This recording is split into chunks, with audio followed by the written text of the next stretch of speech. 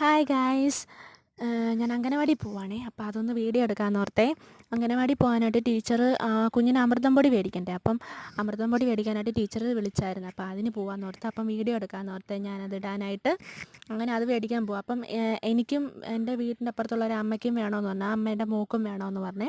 അങ്ങനെ അതും മേടിക്കണം. ഞാനിപ്പോൾ ഒലമ്പിക്കൊണ്ട് വരുന്നത് ഇതുവഴി അല്ല പോകണ്ടേ, അപ്പുറത്തെ വഴി കൂടെ റോഡിൽ കൂടെ പോകുമ്പോഴത്തേനും ഒത്തിരി കറക്കമാണ്. ഞാൻ ഓർത്തെന്നാൽ ഇതുവഴി പോയി ആ മതിലിൻ്റെ അവിടെ ചെന്ന് എത്തി നോക്കണം, എന്നാലേ കിട്ടത്തുള്ളൂ.